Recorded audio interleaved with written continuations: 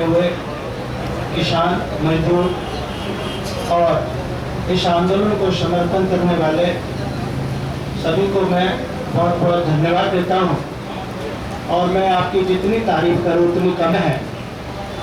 साथ ही 8 महीने से चल रहे इस आंदोलन में जो 700-800 हमारे जो किसान हैं शहीद हुए हैं, मैं सर्वप्रथम उनको श्रद्धांजलि देता हूं, उनको नमन करता हूं, जिन्होंने इस आंदोलन को सफल बनाने के लिए और अपने प्राणों को बलिदान कर दिया, जिन्होंने सर्दी की चिंता नहीं की, गर्मी की चिंता नहीं की, बरसात की चिंता नहीं की, पुलिस के दमन की चिंता नहीं की, सरकार के दमन की चिंता नहीं की, और उन्होंने आंदोलन को सफल बनाने के लिए अपना जीवन इस आंदोलन के लिए, किसान भाइयों के लिए, गरीब मजदूर जनता के लिए और इस देश को अपना जीवन समर्पित कर दिया। आज मैं भगवान वाल्मीकि आश्रम नेहरू पार्क चाणक्यपुर दिल्ली का वहाँ मैं सेवादार हूँ।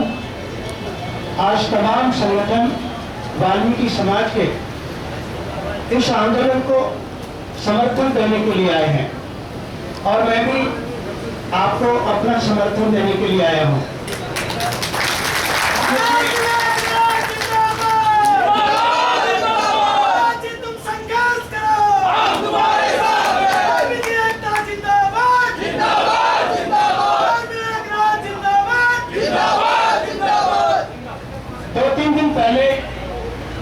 जब मैंने मीडिया के माध्यम से मैंने सुना कि कुछ लोगों ने और सरकार के उकसावे में आकर, एक पार्टी के उकसावे में आकर और किसान आंदोलन को असफल करने के लिए, किसानों को उत्तेजित करने के लिए मंच के नजदीक एक आकर के उकसाने का जो कार्य किया और किसानों को बदनाम करने का जो एक षड्यंत्र रचा गया, उसको देख करके पूरा जो वाल्मीकि समाज था वो चिंतित था। समाज के जो जागरूक और जिम्मेदार व्यक्ति थे, उन्होंने निर्णय लिया कि ये जो साजिश रची जा रही है किसानों से वाल्मीकि समाज को उलझाने की, इस साजिश को सफल नहीं होने देना है। इस साजिश का जवाब देना है। सभी समाज के लोग, बुद्धिजीवी लोग आज इस मंच पर आपको समर्थन करने के लिए आए हैं।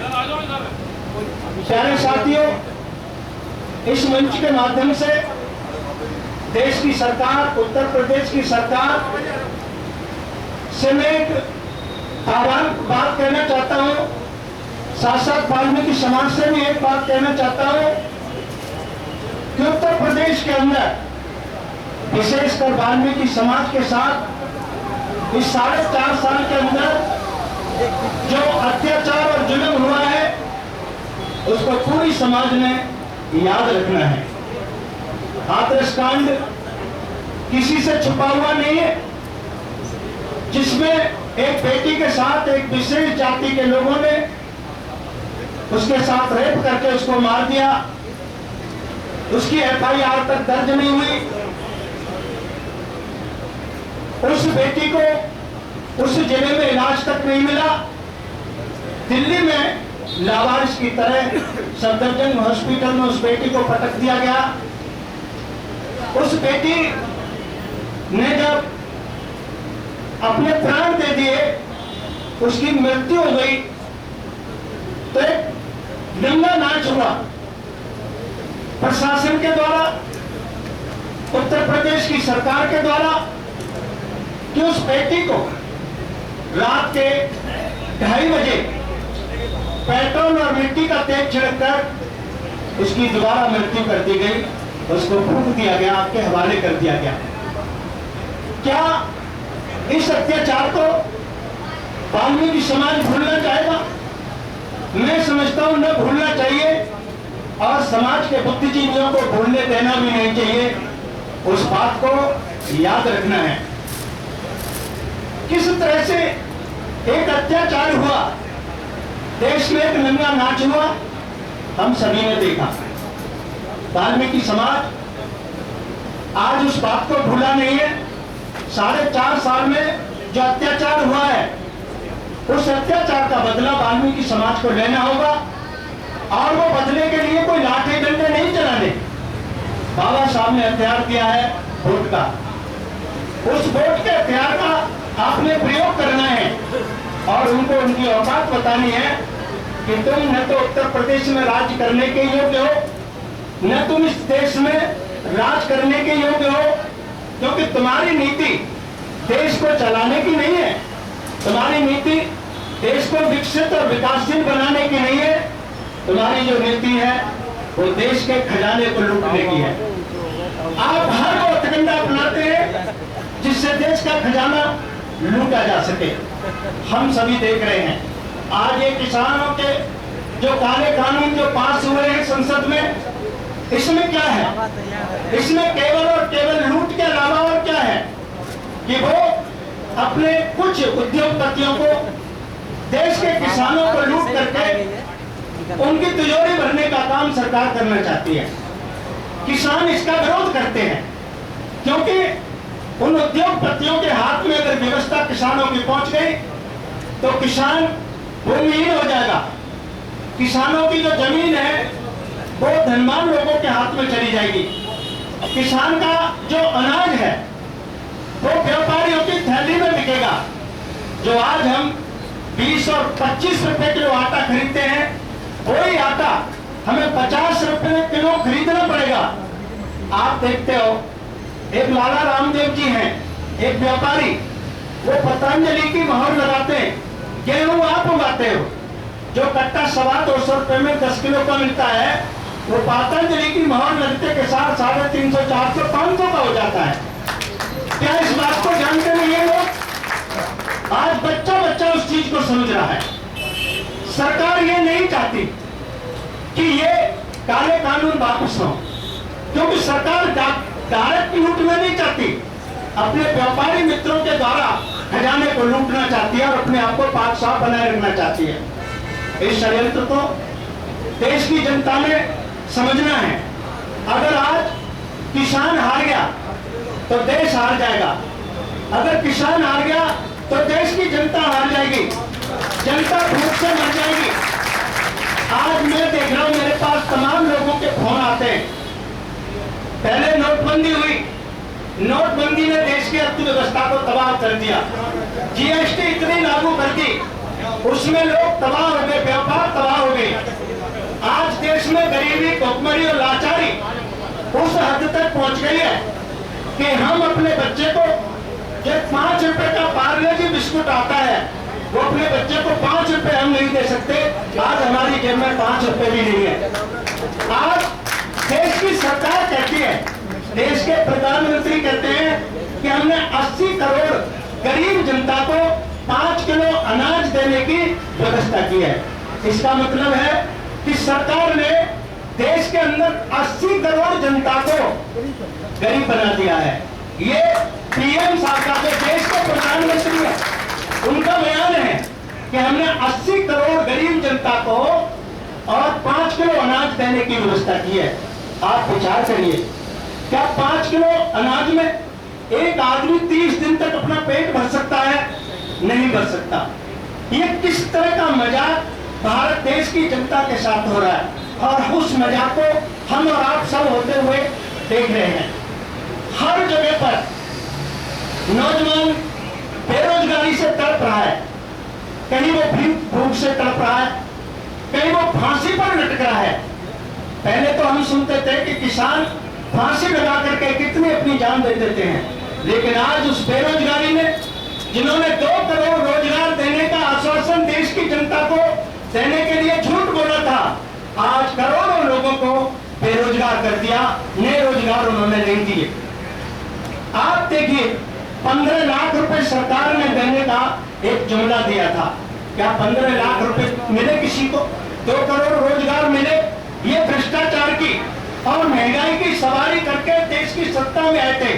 आज महंगाई जो 80 रुपए किलो तेल सरसों का बिकता था, क्योंकि गरीब आदमी घी नहीं खा सकता, दूध नहीं पी सकता, वो अपने लिए प्रोटीन जरासी तेल के रूप में वो सब्जी में प्रयोग करता था, जिसे तेल सरसों का कहते हैं। आज वो तेल इन्होंने 200 रुपए किलो बेच दिया, हम और आप सब देख रहे हैं। जो पेट्रोल 60 और 70 रुपए किलो थी, वो 105 110 रुपए लीटर बिक रही है। जो डीजल 60 रुपए 70 रुपए लीटर था, आज वो डीजल आप देख रहे हैं 100 रुपए लीटर बिक रहा है। किसान जिसको सबसे ज्यादा डीजल की आवश्यकता होती है, अब वो किस तरह से वो डीजल के द्वारा अपनी फसल को हरी भरी करेगा, पानी लगा करके। 2 रुपए किलो टमाटर बिक रहे हैं, 2 रुपए किलो टमाटर किसान उगा करके और 100 रुपए लीटर का डीजल खर्च करके और 2 रुपए किलो टमाटर बेच करके क्या वो अपनी खेती को कर सकता है? नहीं करेगा। मैं भी गांव का बच्चा हूं, मैंने देखा है कि जिनके पास 20 बीघा जमीन थी किसानों के पास, वो भी 2 टाइम सब्जी से रोटी नहीं खा सकते थे, एक टाइम उनको चटनी से और छाछ के साथ में रोटी खानी पड़ती थी। अगर ये कानून लागू हो गए तो अब आप देखिए तो उस किसान की क्या हालत होगी।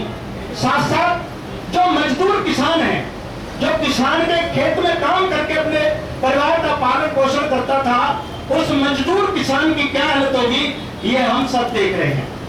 आज नौजवान और किसान, दलित और मुसलमान, चारों के ऊपर एक खतरा मंडराया हुआ है। इनको चारों को बेघर करना है, जो कि इस देश के अंदर लगभग आबादी 85% है। 15% लोग 85% लोगों को बेवकूफ बनाने का काम कर रहे हैं और 72 साल की आबादी में हमने बेवकूफ बनने का काम किया है। प्यारे साथियों, आज इस मंच के माध्यम से मैं आप लोगों को एक आह्वान करता हूं कि इस षड्यंत्रकारी सरकार को जितना जल्दी हो सके इसको उखाड़ के फेंकने का हम सबने मिलकर के काम करना है, क्योंकि ये जो देश में एक नकली राष्ट्रवाद चल रहा है, उस नकली राष्ट्रवाद को खत्म करके एक असली राष्ट्रवाद भारत देश के अंदर स्थापित करने की आज आवश्यकता है मेरे साथियों। श्री टिकैत साहब, मैं आपको पूर्ण रूप से अपना समर्थन देता हूं, पूरी वाल्मीकि समाज से साथ ही साथ आह्वान करता हूं कि इनका जो षड्यंत्रकारी गेम है, क्योंकि आज तक इन्होंने हमें असली हिंदू बनाकर के मुसलमानों से लड़ाने का काम किया है, असली हिंदू बनाकर के मुसलमानों से लड़ाने का काम किया है। अब ये दूसरा षड्यंत्र इन्होंने शुरू कर दिया है कि अब किसानों से लड़ाने का हमारे साथ षड्यंत्र किया जा रहा है। हमने न मुसलमानों से लड़ने का काम करना है, मैं वाल्मीकि समाज से अपील कर रहा हूं, खास करके हमने न मुसलमानों से लड़ना है, न हमने किसानों से लड़ना है। हम देश को बनाने वाले लोग हैं, हम राष्ट्र को बनाने वाले लोग हैं, हम देश की सेवा करने वाले लोग हैं, और सेवा करने वाले लोग जिम्मेदार लोग होते हैं, वो राष्ट्र विरोधी गतिविधियों में शामिल नहीं होते। आज देश में सच्ची राष्ट्रभक्ति की आवश्यकता है, जो आज इन किसानों में देखने के लिए मिल रही है, जिन्होंने लाखों की संख्या में ट्रैक्टर और करोड़ों की संख्या में जनता को लेकर के तिरंगे का पूरे दिल्ली के अंदर एक तिरंगा यात्रा का आह्वान किया था, उसको भी इन्होंने षड्यंत्र करके असफल करने का षड्यंत्र रचा, जिनमें इन्हीं के लोग उस षड्यंत्र में शामिल थे, लेकिन उस षड्यंत्र के द्वारा बदनाम करने का किसको काम किया? किसानों को काम किया। हमने इस षड्यंत्र से बचने के लिए भी काम करना है। तो मैं टिकैत साहब आपको आश्वासन दिलाता हूँ, वाल्मीकि समाज मैं समझता हूँ आपके साथ है, तमाम बुद्धिजीवी वर्ग आपके साथ है, मैं आपके साथ हूँ, और मैं चाहता हूँ गुरु महाराज भगवान वाल्मीकि जी से प्रार्थना करता हूँ कि ये किसान आंदोलन आपका सफल हो और ये काले कानून वापस हो और आपकी जीत हो। जय वाल्मीकि, जय राम। धन्यवाद। धन्यवाद महाराज जी, बहुत बहुत आपके आशीर्वचन से हम